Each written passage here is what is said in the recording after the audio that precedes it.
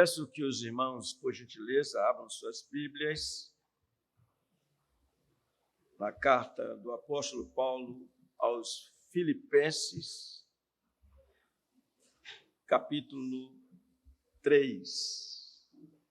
Mais uma vez, eu lerei a partir do versículo 17. Irmãos, sede imitadores meus e observai os que andam segundo o modelo que tendes em nós. Pois muitos andam entre nós, dos quais repetidas vezes eu vos dizia e agora vos digo, até chorando, que são inimigos da cruz de Cristo. O destino deles é a perdição, o Deus deles é o ventre, e a glória deles está na sua infâmia, visto que só se preocupam com as coisas terrenas. Pois a nossa pátria está nos céus, de onde também aguardamos o Salvador, o Senhor Jesus Cristo, o qual transformará o nosso corpo de humilhação para ser igual ao corpo da sua glória, segundo a eficácia do poder que ele tem de até subordinar a si todas as coisas. Portanto, meus irmãos, amados e muito saudosos, minha alegria e coroa, sim, amados, permanecei deste modo firmes no Senhor. Ouve, Senhor, a nossa oração, o nosso pedido, para que o Senhor nos dê entendimento, para que o Senhor seja glorificado em nossas vidas. Faze com que reconheçamos que o Senhor é Senhor, como temos ouvido. Oramos em nome de nosso Senhor Jesus. Amém. Queiram sentar-se, por favor. Vimos ontem, pela graça do Senhor, no versículo 21, dentro do contexto que mostra o interesse do apóstolo Paulo de fazer com que os seus irmãos voltassem-se para o Senhor Jesus Cristo, daí que tudo termina no versículo 4, no capítulo 4, versículo 1, quando ele diz, portanto, meus amados irmãos amados, saudosos, minha coroa, alegria, sim, amados, permanecei deste modo firmes no Senhor, chamando os irmãos para focarem em nosso Senhor Jesus Cristo. Mas vejam que, dentro do contexto, ele havia chamado a atenção dos irmãos de uma forma tão corajosa, dizendo, irmãos, sede imitadores meus e observai os que andam segundo o modelo que tendes em nós. Dá razão para isso, para imitá-lo. A razão é que aqueles que se preocupam com as coisas terrenas não devem ser referenciais para eles, não devem chamar a atenção deles e dar-lhes a outra razão, que é o fato de que nós, sim, aguardamos o Salvador, nosso Senhor Jesus Cristo. E então, depois de dizer isso, ele fala do glorioso benefício de Cristo, conforme vimos, o glorioso benefício de Cristo para com os seus, para com aqueles que o aguardam como Salvador. Porque ele disse, o qual transformará o nosso corpo de humilhação para ser igual ao corpo da sua glória. Daí vimos, olhando para esse versículo 21, nessa primeira parte, dois benefícios. O primeiro deles é que os crentes são os únicos que têm uma consciência cristã relacionada com o que eles são do ponto de vista natural. Eles têm um corpo de humilhação. não cristãos não têm como experimentar isso. Segundo benefício, conforme vimos, é que o Senhor também lhes deu a confiança, porque sabemos que fé é um dom de Deus. Então, o Senhor lhes deu a confiança daquilo que haverá de acontecer no futuro, que é a transformação do corpo de humilhação para ser igual ao corpo da glória de nosso Senhor Jesus Cristo. Agora, haveremos de considerar a segunda parte desse versículo 21, que está quando diz assim. Vamos ler a segunda parte. Segundo a eficácia... Ei, eu estou sozinho. Eu não quero acreditar. A segunda parte do versículo 21. Tá? Segunda parte diz o quê? Segundo a eficácia do poder que ele tem de até subordinar a si todas as coisas. Então, o que é que nós vamos ver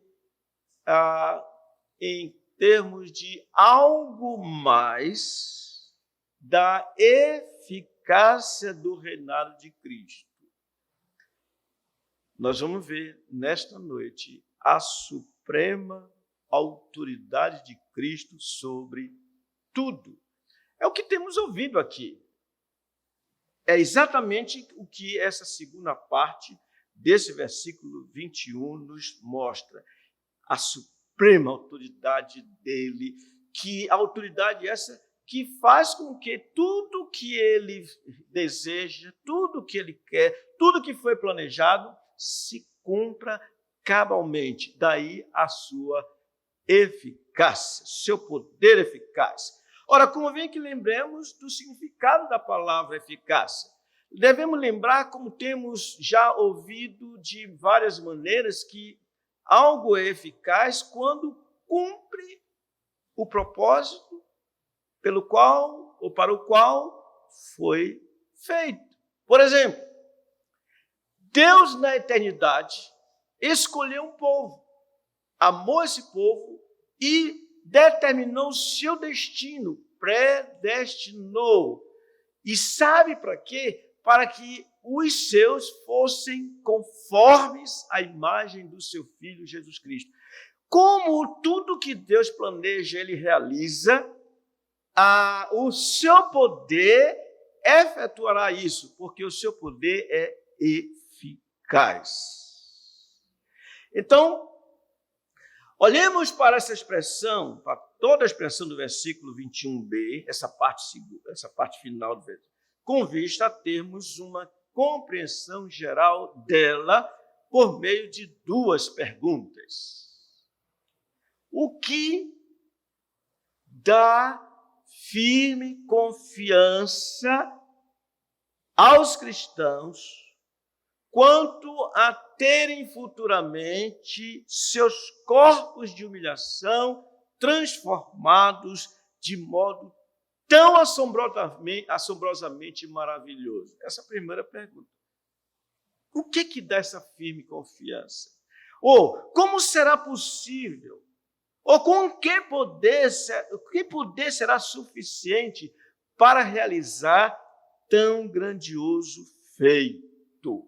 A resposta mais adequada de tais perguntas está exatamente no final desse versículo 21.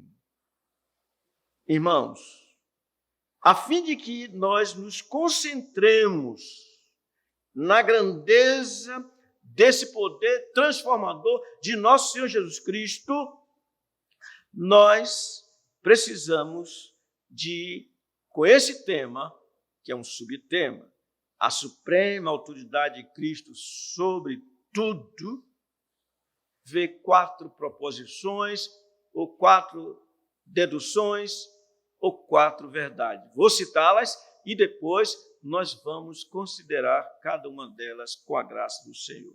Primeiro veremos, Cristo é o soberano cuja autoridade é ilimitada. Segundo veremos, Cristo é o Salvador absolutamente completo.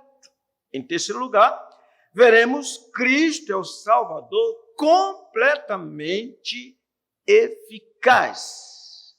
E por último, Cristo é o soberano a quem finalmente, aí a gente é repetitivo, todos, absolutamente todos se sujeitarão. Tudo bem? Eu vou perguntar de novo. Tudo bem, irmãos? Pronto. Em primeiro lugar, Cristo, leiam comigo, é o soberano cuja autoridade é ilimitada. Diz o texto, segundo a eficácia do poder que ele tem de até subordinar todas as coisas. Quando eu digo que nosso Senhor Jesus tem autoridade ilimitada, refiro-me ao seu poder, ao seu domínio sobre todas as coisas. Refiro-me à grande verdade de que tudo subsiste em Cristo e por causa de Cristo.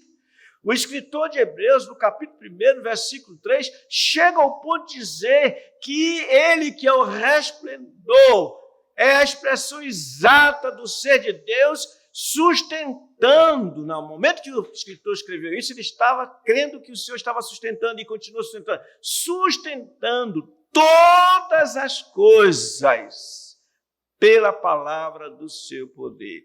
São amigos dele? Ele os sustenta. São inimigos dele? Ele os sustenta. São coisas boas? Ele os sustenta. São coisas mais? Ele sustenta todas as coisas. Nós respiramos, nós nos movemos por causa desse poder ilimitado de nosso Senhor Jesus Cristo. A questão é, cremos nisso? Pastor Antônio, no primeiro dia, quando ele expôs, ele falou de algo mais ou menos assim, um pensamento, é mais ou menos assim, a ideia de que a gente fica preocupado, qual é o governante que vai estar aí na frente, ficamos preocupados com as enfermidades, com isso. Irmãos, nem um fio de cabelo cai da vossa cabeça sem o consentimento do vosso Pai que está nos céus. Tudo Ele sustenta. Na verdade, todo esse poder, todo o seu domínio, ele já possuía antes de haver o mundo. No princípio era o Verbo, e o Verbo estava com Deus. Todas as coisas foram feitas por intermédio dele, e nada que foi feito sem ele. No entanto, por causa da nossa salvação, ele, como já temos ouvido, não usou como usurpação ser igual a Deus. Antes, a si mesmo se esvaziou, assumindo a forma de servo. Irmãos, é impressionante pensar nosso Senhor Jesus sendo concebido no ventre de uma virgem. É impressionante pensar nosso Senhor Jesus nascendo do ponto de vista natural, embora a concepção seja extraordinária. É impressionante vermos que aqueles homens magos, quando chegaram, e os próprios pais, do ponto de vista natural, não que José fosse pai dele, naturalmente falando, vejam um bebê e vendo um bebê completamente, entre aspas, dependente do alimento materno, dependente a ponto de, mais adiante, eles ter que aprender as letras, ter que ser ensinado. O Senhor da glória assumiu a forma de servo, ainda que não tenha deixado de ser o que sempre foi, isto é, o eterno Filho de Deus. E nesse sentido, que eu estou falando aqui, ele estava limitado.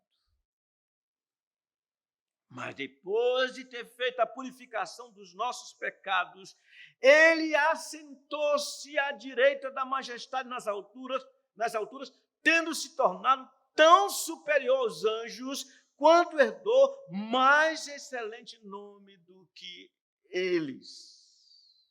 E aí, nós estamos olhando aqui essa nova condição dele de glorificado, cujo poder ilimitado, consequentemente, irmãos, é nesse novo estado, como Jesus Cristo, homem, o salvador do seu próprio povo, que ele tem poder de subordinar ou de sujeitar a si todas as coisas. Quais coisas? As coisas invisíveis, as coisas visíveis, as coisas do céu e da terra e do mar, os principados e potestades, enfim, todo o universo criado está sob o seu domínio, como nós vemos escrito lá em Colossenses, no capítulo 1, no versículo 15, diz ele, este é a imagem do Deus invisível, o primogênito de toda a criação, pois dele foram criadas todas as coisas dos céus e sobre a terra, as visíveis e as invisíveis, sejam tronos, sejam soberanias, quer principados, quer potestades, tudo foi criado por meio dele para ele. Ele é antes de todas as coisas. Nele, tudo subsiste.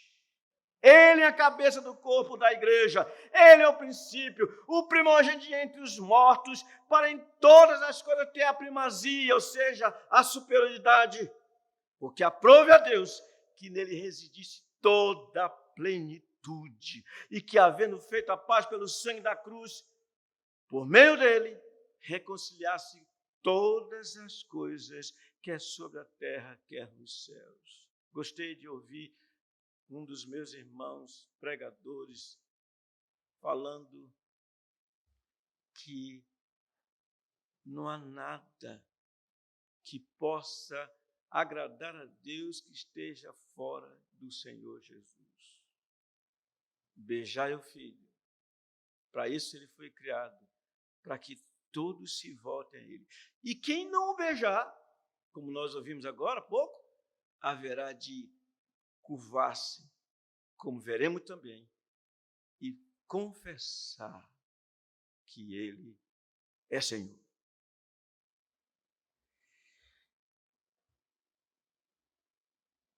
É por isso, meus irmãos, que depois da sua ressurreição, ele falou aos seus discípulos,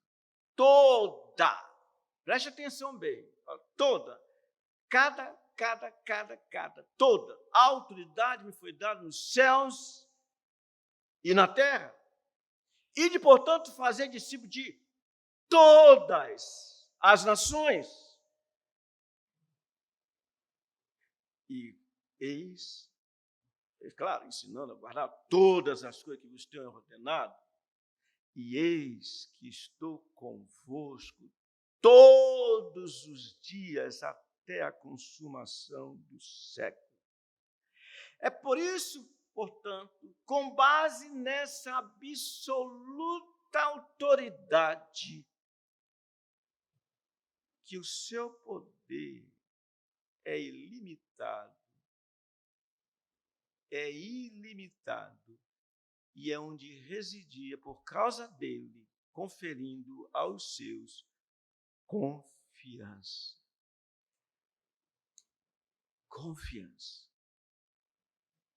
Cremos que nosso Salvador tem poder de transformar nosso corpo de humilhação para ser igual ao seu corpo glorioso. Confiamos no seu poder ilimitado? Essa é uma boa pergunta. Vem um desemprego. Estou perdido. O que comerei amanhã? Passamos a viver como aqueles que dizem, comamos e bebamos, que amanhã morreremos. Vem a enfermidade. E agora? Fui acometido de um câncer. Será que ele nos deixou? Esquecemos, irmãos, que todas as coisas cooperam para o bem daqueles que amam a Deus, daqueles que são chamados segundo o seu propósito. E ninguém haverá de impedir o seu propósito, que é nos tornar parecidos com o Senhor Jesus. Amém.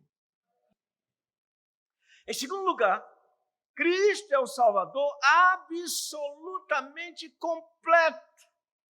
Porque diz o texto, segundo a eficácia do poder, é que ele vai fazer isso, vai nos transformar, vai nos fazer parecidos com ele. Tal é o seu poder e domínio, que ele está presente em todas as etapas da nossa salvação. Ele foi poderoso para vencer o pecado. Ele foi poderoso para vencer o diabo. Ele foi poderoso para vencer agora a morte pela ressurreição. Ele é a ressurreição.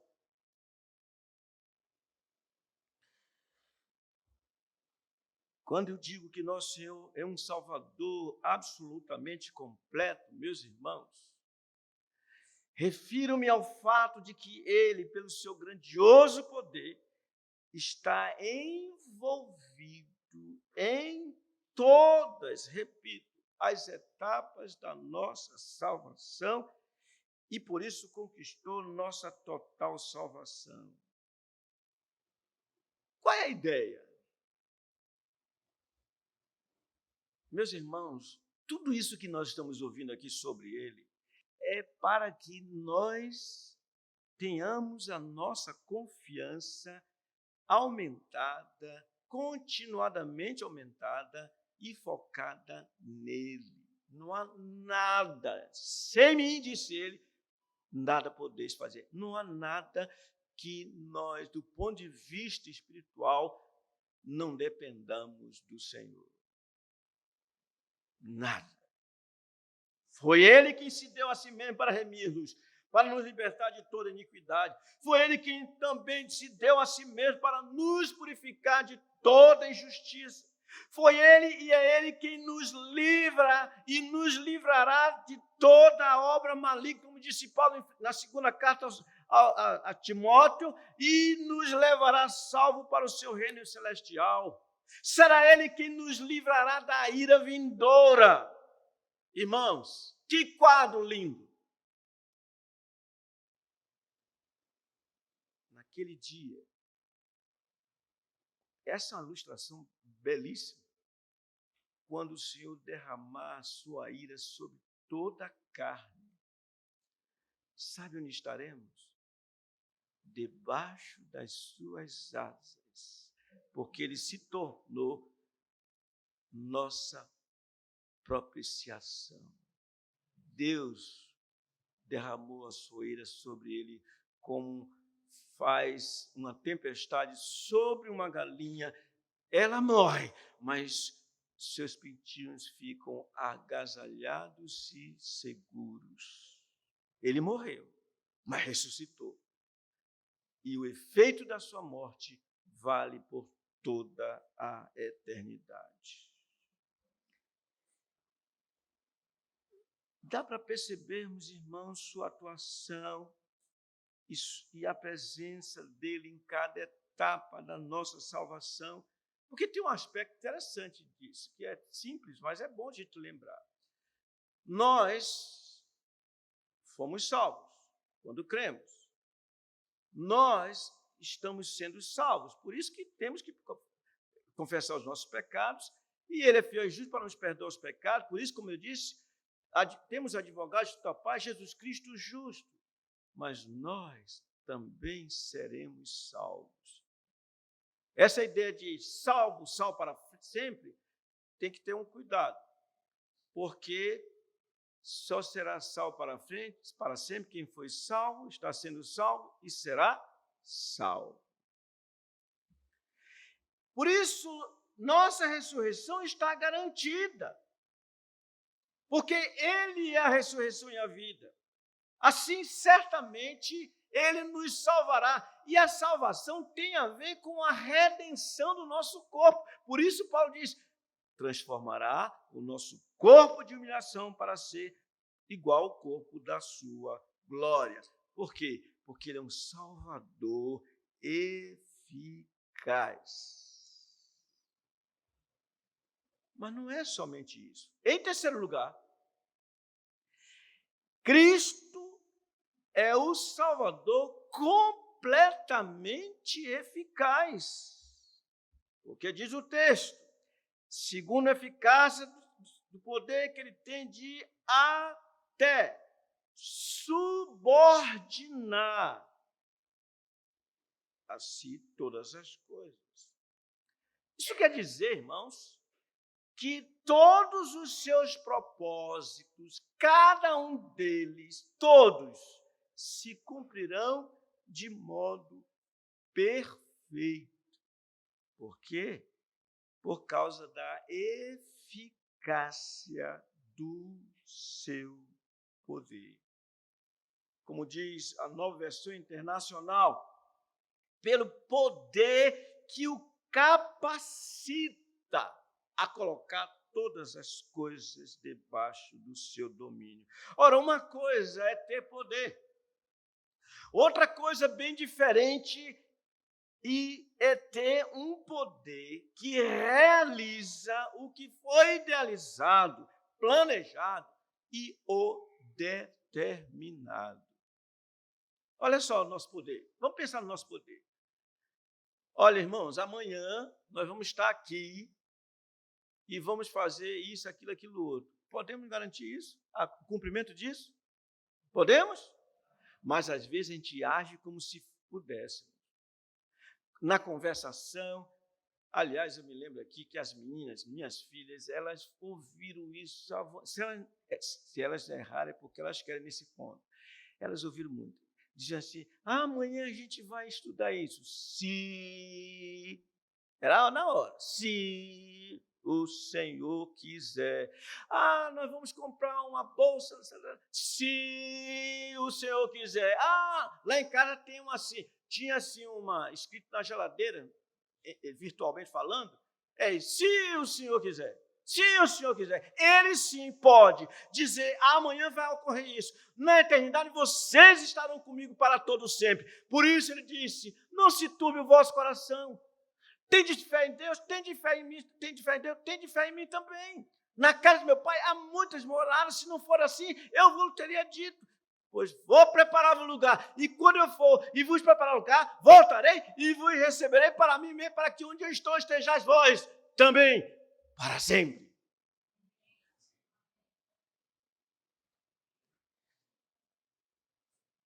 Irmãos, por que é completamente eficaz esse Salvador? Porque tudo ele faz esplendidamente bem. Vocês lembram quando ele curou uma pessoa cega numa certa ocasião, está lá registrado por Marcos, no capítulo 7, no versículo 37, diz assim o povo, diz assim, maravilharam-se sobremaneiras, dizendo, tudo ele tem feito esplendidamente bem. Não somente faz ouvir os surdos, como falar os mudos. Irmãos, quando ele realizou o seu primeiro sinal, registrado pelo apóstolo João, deu provas de que ele faz tudo esplendidamente bem. Ele transformou a água, natural água, normal, em um vinho de primeiríssima qualidade. É isso que ele promete e fará com seu povo, fará conosco. Ele nos fará homens e mulheres perfeitos, como eu falei ontem. Na verdade, quando ele nos ressuscitar e nos trouxer a redenção do nosso corpo, cumprir-se-á de modo perfeito o propósito eterno de Deus triunfo. Irmãos, vejam, porquanto, diz a Escritura, ao que de antemão conheceu, também os predestinou para serem conformes à imagem do seu Filho, a fim de que ele seja o primogênito entre muitos irmãos. E aos que predestinou, a esses também chamou. E aos que chamou, a esses também justificou. E aos que justificou, a esses também glorificou. Nós cremos nessas coisas, irmão. Eu estou perguntando a mim mesmo, por isso que eu digo nós.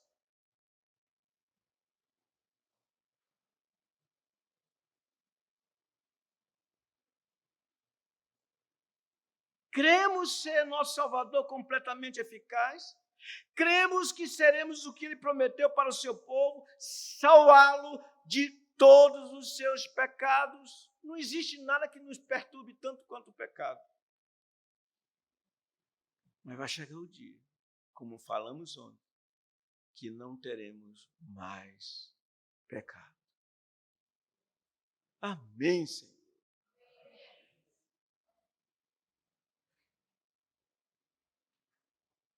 Por último, em quarto lugar, Cristo, leiam comigo, é o soberano a quem finalmente todos se sujeitarão. Leiam, por favor. Eu já vi que não chegou aí daí. Eu sei disso, que não chegou. Estou olhando ali. Eu estou olhando daqui, eu vi um bocado de baralhado ali agora. Leiam, por favor. Cristo é o soberano a quem finalmente todos se sujeitarão. Pois é, nós fazemos as coisas, mas não são perfeitas. A gente tem vontade de fazer, mas não faz, não consegue. Mas Ele não. Cristo é o soberano a quem finalmente todos se sujeitarão. Porque diz, Ele tem o poder, segundo a eficácia do seu poder, de até subordinar a si tudo, todas as coisas.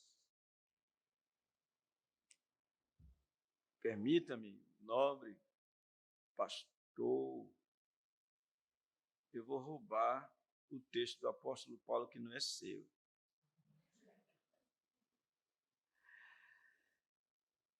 Pelo que também Deus o exaltou sobremaneira, e lhe deu um nome que está acima de todo nome, para que ao nome de Jesus se dobre todo joelho nos céus, na terra e debaixo da terra, e toda língua confesse que Jesus Cristo é Senhor.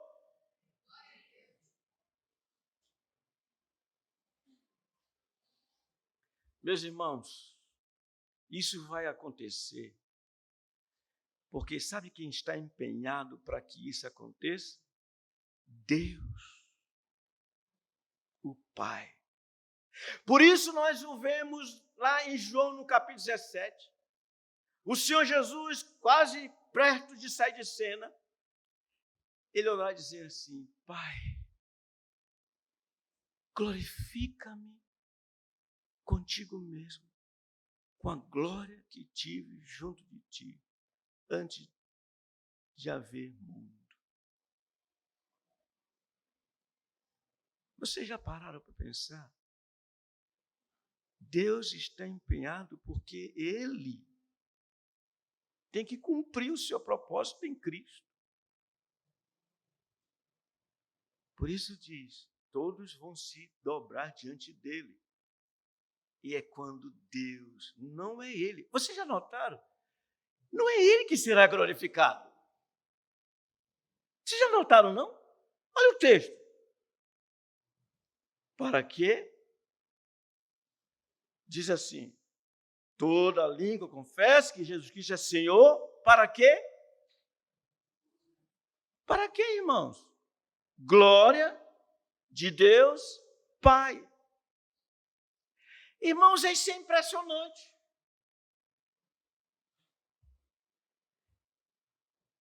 Vai se cumprir o que diz o Salmo 110. Assenta-te à minha direita até que eu ponha os teus inimigos por estrado dos teus pés. Ele veio cumprir um papel.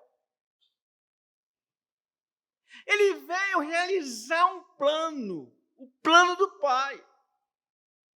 É por isso, irmãos, que ele, quando assumiu a nossa natureza, passou a ser Jesus Cristo, homem. É impressionante o que o Senhor Jesus fez. Ele, em toda a eternidade, Deus. Mas ele desce e se torna algo que ele nunca mais deixará de ser. Cristo Jesus, homem. E então, quando isso aqui acontecer, quando todos se dobrarem diante dele, confessando, todo o universo confessando que ele é Senhor, Deus, o Pai, será glorificado e o Filho terá cumprido o seu papel. Por isso diz que Deus sujeitou todas as coisas, menos a ele, todas as coisas, menos a ele. Então, vai chegar um momento, segundo 1 Coríntios capítulo 15, que o Filho vai se entregar ao Pai. Como que dizendo assim, Pai, fiz o que me mandaste fazer. E sabe o que vai acontecer, irmãos? O Pai será glorificado no Filho por toda a eternidade. Agora, pais amigos, o Filho estará com uma companhia impressionante. Nós, pecadores.